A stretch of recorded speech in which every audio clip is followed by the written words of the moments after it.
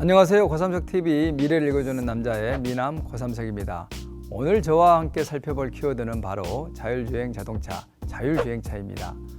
자율주행차의 핵심적인 기술 중 하나가 바로 지난주에 함께 살펴본 바로 인공지능입니다. 지난주의 키워드와 오늘의 키워드를 연관지어서 살펴보시면 오늘 제가 말씀드린 내용을 이해하는 데 많은 도움이 될 겁니다. 미국 애리조나주 피닉스에서는 2018년 12월부터 수백 대의 자율주행차가 도로를 지금 돌아다니고 있습니다. 운전자는 지금 탑승하고 있지만 혹시 모를 안전사고를 대비하기 위한 것일 뿐 운전자들은 운전대를 잡지 않고 있습니다. 우리나라에도 지금 현재 자율주행차들이 들어와서 일부 현재 시험 테스트를 하고 있는 중에 있습니다. 자율주행차는 그럼 무엇일까요? 중장년 시청자들께서는 아마 이런 기억이 있으실 거예요. 1980년 초중반에 인기를 끌었던 TV 외야 시리즈물이 있습니다. 바로 전격 제트작전입니다. 이 드라마의 주인공은 그 운전자로 나오는 배우와 더불어서 바로 인공지능 기반의 자율주행 자동차 키트입니다. 스스로 알아서 이제 운전할 뿐만 아니라 남자 주인공이 위기에 빠져 있으면 그 키트가 직접 본인이 스스로 악당을 물리치는 그 모습도 여러분들이 보셨을 겁니다. 무려 40년 전에 자율주행차가 드라마의 소재로 등장했습니다. 40년 전에는 상상 속 이야기였습니다만은 현재에는 인공지능이나 5G, 빅데이터 같은 첨단 기술, 정보통신 기술의 발전으로 인해서 자율주행차는 이제 현실이 되고 있습니다. 이미 짐작하셨겠지만 자율주행차는 운전자가 차량을 조작하지 않아도 스스로 알아서 움직이는 그런 차입니다. 고도로 이제 기술이 발전하게 되면은 운전 중에 갑작스럽게 예상치 못한 상황이 발생하더라도 스스로 대응할 수 있는 그러한 자동차를 말합니다. 그러면 자율주행차가 어떻게 작동을 할까요? 자율주행차가 운전하기 위해서는 특히 이제 사람의 개입 없이 스스로 움직이기 위해서는 정말 많은 다양한 첨단 기술들이 여기에 적용이 되고 있습니다. 그 중에 대표적인 게 차량과 사물 간 통신 시스템입니다. 이를 이제 V2X라고 그럽니다. 자율주행차를 운행하게 되면은 우선 아무래도 이러한 차량을 관제하는 관제센터와 또 우리가 네트워크에 연결되어 있어야 됩니다. 즉 차량과 자율주행 인프라하고의 소통이 돼야 됩니다. 두 번째는 자율주행 차량끼리 이제 충돌 없이 운행하기 위해서는 차량과 차량끼리도 계속해서 소통을 해야 됩니다. 그 다음에 이제 중요한 것이 차량과 보행자입니다.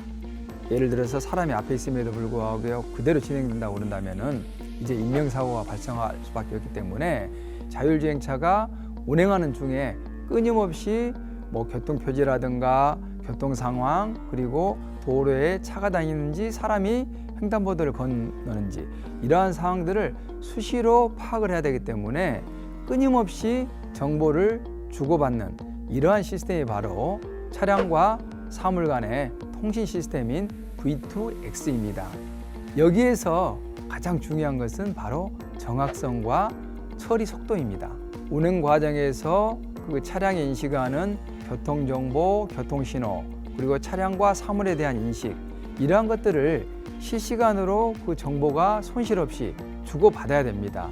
그러기 위해서는 초고속으로 방대한 데이터를 주고받을 수 있는 5G 이동통신이 바로 자율주행 시스템에 가장 최적화된 네트워크다. 이런 평가를 지금 받고 있습니다.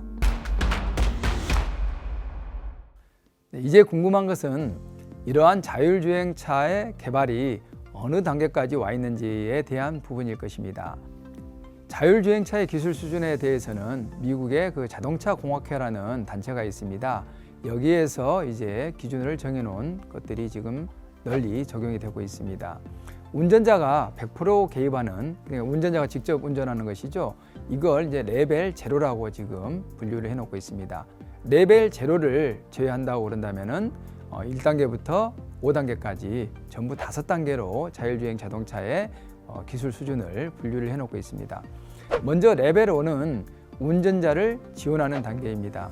최근에 보게 되면 TV 광고에도 많이 나옵니다만은 차선을 급변경할 때 알람이 울린다거나 아니면은 앞 차량과 거리가 가까워지면은 뭐 브레이크가 알아서 작동한다거나, 그 다음에 일정 정도 직선 코스에서는 속도를 일정하게 유지시켜주는 자동 주행 장치, 이러한 장치처럼 운전자를 보조해주는 그러한 단계가 1단계입니다. 그 다음에 레벨 2는 부분 자율 단계라고 지금 그렇게 합니다. 운전자가 직접 운전대를 제어하거나 가속 및 감속 페달을 밟지는 않습니다. 그러나 긴급한 상황에서는 자율주행차가 대응할 수 없기 때문에 항상 운전자가 전방을 주시하면서 차량을 이동시켜야 되는 단계입니다. 이제 레벨 3는 조건부 자율주행 단계입니다. 차량이 스스로 교통신호라든가 도로의 흐름을 인식하면서 주행하는 단계입니다. 이 단계에서는 급박한 상황이 아니면은 개입하지 않는 그러한 기술 수준이라고 이렇게 보시면 될 것 같습니다. 현재 구글에서 운영하고 있는 자율주행차, 그리고 테슬라에서 내놓고 있는 오토 차량이 이 단계에 지금 근접해 있습니다. 그 다음에 레벨 4나 레벨 5는 사실상 이 단계를 자율주행 자동차로 지금 보고 있습니다. 즉, 운전자들이 급박한 상황에도 차량에 개입하지 않습니다. 특히 레벨 5 단계가 되면은 이제는 우리가 지금까지 익숙했던 그런 차량이 아닙니다. 차량의 외형, 그 다음에 차량의 내부도 완전히 다른 그러한 어떤 디자인으로 나올 것으로 많은 분들은 예측을 하고 있습니다.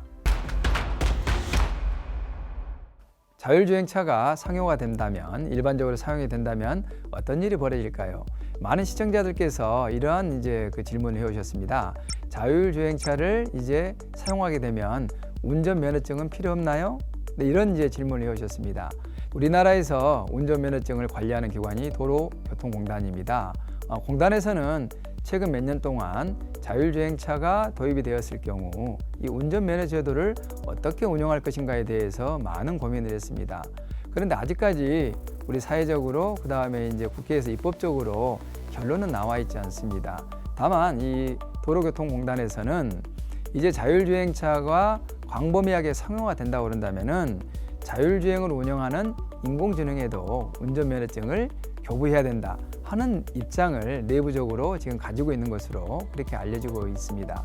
왜 그러냐면 자율주행의 운전 능력이라든가 또 그 다음에 안전성이나 이런 것들은 공인된 기관에서 검증을 해줘야 되기 때문에 그렇습니다.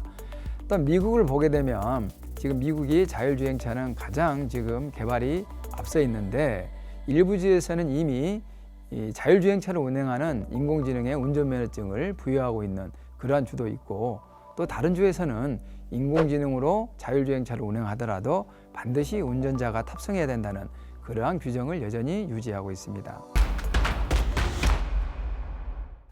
자율주행차가 일상적으로 이용하게 되면 우리 삶에 어떤 변화가 있을까요? 지금 현재 교통사고에 가장 많은 비중을 차지하고 있는 게 무엇이냐면 바로 운전자의 부지, 그리고 보복운전에 의한 교통사고가 전체 사고의 95%를 지금 차지하고 있습니다. 자율주행차가 상용화 된다고 그런다면은 교통사고가 대폭 감소할 것입니다. 또한 차량의 정체나 이런 부분들도 많이 감소할 것인데, 차량 정체로 인한 에너지 소비, 그리고 공해의 이러한 문제들도 상당 부분 해소할 것으로 그렇게 지금 기대를 하고 있습니다. 오늘의 한 줄 요약입니다. 자율주행차 시대에도 차는 사람 조심, 사람은 차 조심, 안전운전 하세요. 네, 지금까지 고삼석TV 미래를 읽어주는 남자 미남 고삼석이었습니다. 오늘은 여기에서 마치도록 하겠습니다. 다음 시간에 뵙겠습니다. 고맙습니다.